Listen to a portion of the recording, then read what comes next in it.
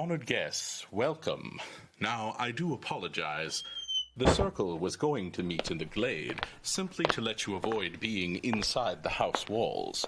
But it seems the door to the entrance of our glade has sealed.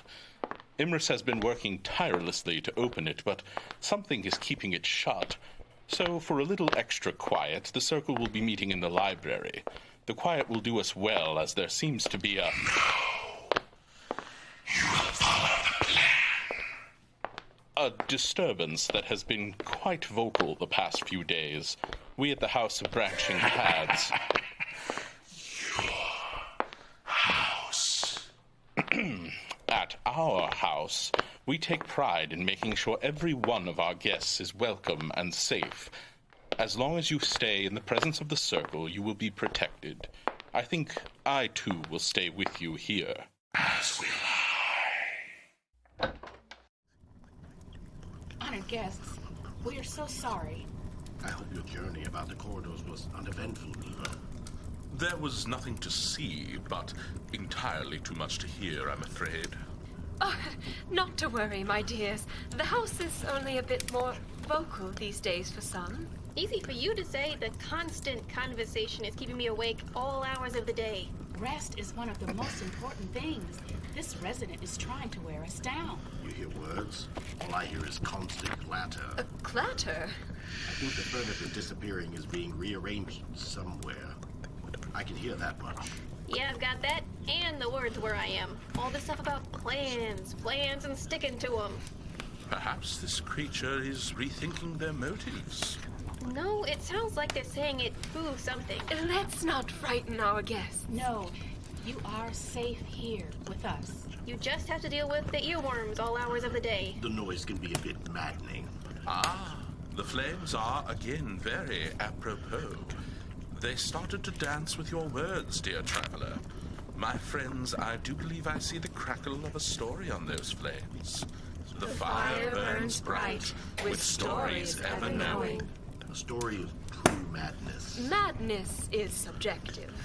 Madness is real. I'm sorry. Sorry for what, Morgana? But didn't you hear Did you hear? that?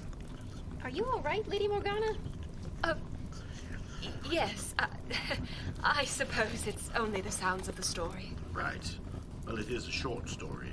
First published in 1843. By the infamous Edgar Allan Poe. The Telltale Heart. True.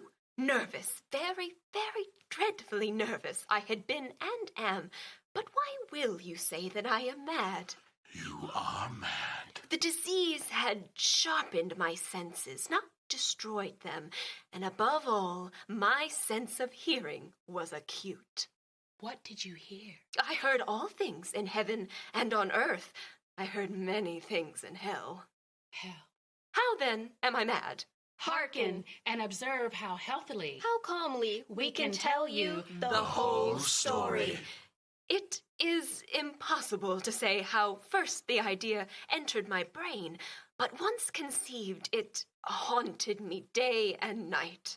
Object there was none. passion there was none. She loved the old man. He had never wronged her. I think it was his eye. Yes, it was this. One of his eyes resembled that of a vulture, a pale blue eye with a film over it. Whenever it fell upon me, my blood ran cold. And so, by degrees, Very gradually, she made up her mind To take the life of the old man, and thus rid myself of the eye forever. Now this is the point. You fancy me mad, but madmen know nothing. But you should have seen me. You should have seen how wisely I proceeded, with what caution, with what foresight, with what dissimulation. I went to work. I was never kinder to that old man than during the week before I killed him. every night. about midnight. I turned the latch of his door and opened it.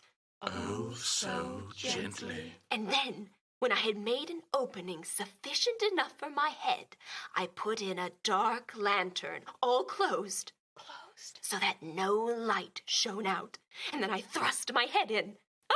You would have laughed to see how cunningly I thrust it in. I moved it slowly, Very slowly, so that I might not disturb the old man's sleep. It took me an hour to place my whole head within the opening so far that I could see him as he lay upon his bed. Would a madman have been so wise as this? No. No. No. No. And then, when my head was well in the room, I undid the lantern cautiously, Oh, So, cautiously.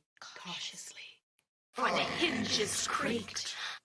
I undid it just so much that a single thin ray fell upon the vulture eye. And this I did for 7 long nights, every night just at midnight. But I found the eye always closed, so it was impossible to do the work. For it was not the old man who vexed me, but his evil eye. And every morning when the day broke, she went boldly into the chamber and spoke courageously to him, calling him by name in a hearty tone. Good morning. and inquiring how he had passed the night. How was your sleep? So you see, he would have been a very profound old man indeed to suspect that every night, just at 12, she looked in upon him while he slept. Upon the 8th night, I was more than usually cautious in opening the door. A watch's minute hand moves more quickly than did mine. Never before that night had I felt the extent of my own powers. I could scarcely contain my feelings of triumph. To think that there she was, Opening the door, little by little. and he, not even dreaming of her secret deeds or thoughts, she fairly chuckled at the idea. Perhaps he heard me. For he moved on the bed suddenly. As if startled. Now you may think that I drew back, but no. His room was as black as pitch, with the thick darkness, and so I knew that he could not see the opening of the door, and I kept pushing it on. Steadily. Steadily. I had my head in, and I was about to open the lantern when my thumb slipped upon the tin fastening, and the old man sprang up in the bed, crying out. Who's there? I kept quite still and said nothing. For a whole hour she did not move a muscle. And did not hear him lie down. He was still sitting up in bed, Listening. Just as I had done night after night. hearkening to the death watches in the wall. Presently, I heard a slight groan. And I knew it was the groan of mortal terror. And it was not a groan of pain or of grief. Oh, no.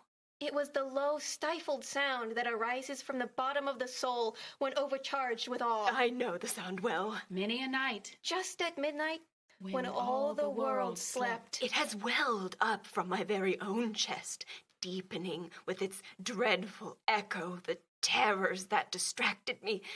I knew that he had been lying awake ever since the first slight noise when he had turned in his bed. His fears had ever since been growing upon him. I heard him argue. Could it be nothing? Or possibly more? He had been trying to fancy them causeless, but could not. He had been saying to himself, It is nothing but the wind in the chimney. It's only a mouse crossing the floor. It's merely a cricket which has made a single chirp. yes, he's been trying to comfort himself with these suppositions, but he had found all in vain, all in vain. When I had waited a long time, very patiently, I resolved to open a very little crevice in the lantern. So I opened it. You cannot imagine how stealthily, until at length a single dim ray, like the thread of a spider, shot out from the crevice and fell upon the vulture's eye. It was open. Wide. Wide open! And I grew furious as I gazed upon it. I saw it with perfect distinctness, and it chilled the very marrow in my bones. And now have we not told you that what you mistake for madness Is but over acuteness of the senses? Now, I say, there came to my ears a low, dull, quick sound, such as a watch makes when enveloped in cotton. I knew that sound well, too. It was the beating of the old man's heart. It increased my fury as the beating of a drum stimulates the soldier into courage. But even yet I refrained and I kept still. She scarcely breathed. She held the lantern motionless. I tried how steadily I could maintain the ray upon the eye. Meantime, the hellish sound of the heart increased. It grew quicker and quicker and louder and louder every instant. The old man's terror must have been extreme. It grew louder, I say, louder every moment. Do you mark me well? I told you that I am nervous. And now, at the dead hour of the night, amid the dreadful silence of that old house, so strange a noise as this excited me to uncontrollable terror. She stood still. But the beating grew. Louder, louder! I thought his heart must burst. And now a new anxiety seized me. The sound would be heard by a neighbor. The old man's hour had come. I threw open the lantern and leapt into the room, and he shrieked once. Once only. In an instant, I dragged him to the floor, and I pulled the heavy bed over him. Then I smiled gaily to find the deed so far done. But for many minutes, The heart beat on with a muffled sound. At length it Ceased. The old man was dead. I removed the bed, and I examined the corpse. Yes, he was stone Dead. I placed my hand upon the heart and held it there many minutes. There was no pulsation. His eye would trouble me no more. If still you think her mad, you will think so no longer when we describe the wise precautions she took for the concealment of the body. She worked hastily, but in silence. She dismembered the corpse. I then took up 3 planks from the flooring of the chamber and deposited all between the scantlings. I then replaced the boards so cleverly, so cunningly, that no human eye, not even his, could have detected anything wrong. There was nothing to wash out. No stain of any kind, no blood spot anywhere. I had been too wary for that. A tub had caught all of the... When I made an end of these labors, it was 4 o'clock, still dark as midnight. As the bell sounded the hour, there came a knocking at the street door, and I went down to open it with a light heart, for what had I now to fear? There entered 2 men who introduced themselves. Good morning. My name is Officer William Howell. And I'm Officer Oliver Baxter. We wanted to check the area. A shriek was heard by a neighbor during the night. Suspicion of foul play has been aroused, so we were sent from the police office. We beg your pardon. We must search the premises. I smiled, for what had I to fear? Welcome! Yes, come in, officers. Were you aware of any shriek?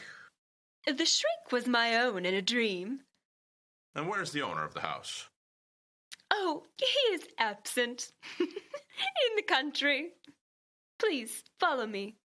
She took her visitors all over the house. She bade them search. Search well. She led them at length to his chamber. She showed them his treasures, secure, undisturbed. In the enthusiasm of my confidence, I brought chairs into the room and desired them here to rest from their fatigues. Oh, thank you.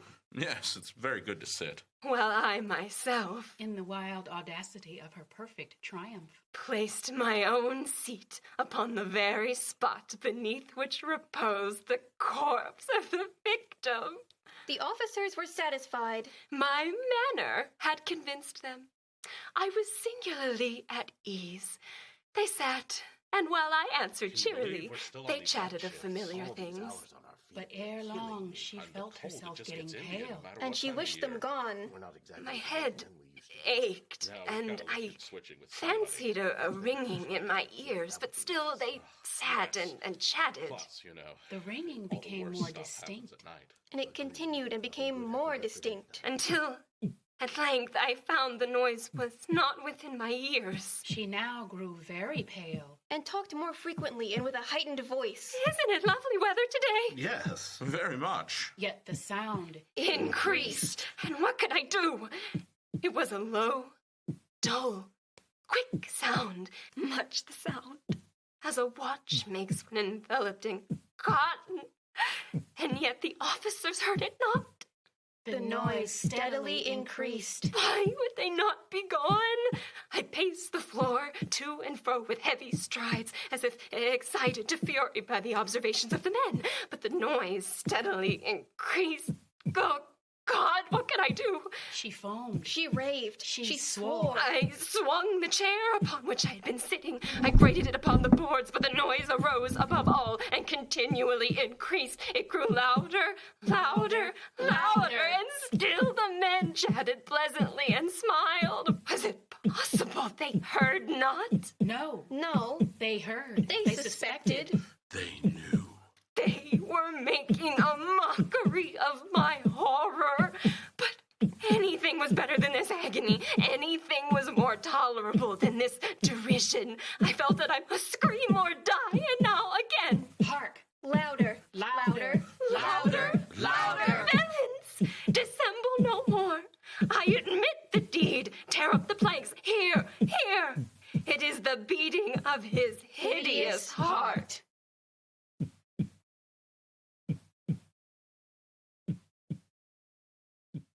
The end. Yep, that is definitely how I feel about this conversations and And plans. the clatter.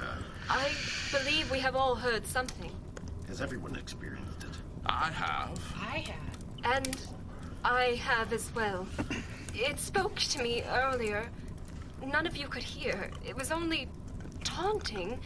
But that shows it can make us hear whatever it wants to. A shapeshifter. A shapeshifter that can throw their voice to whomever they Do please. you have any idea what it could be? I think the better question now is if we have any idea who it could be. Honored guests, I think Nemo is here to escort you. Yes, for now, honored guest, we must say goodbye. Yes, my friend. I do believe I see the crackle of a story on those flames, but for next time. The fire burns low, with stories ever glowing. This way, my guests. Please pay no attention to the voices or any footsteps you may hear besides my own. Keep your eyes on me. We will be out in no time. I'm sorry, honored guests.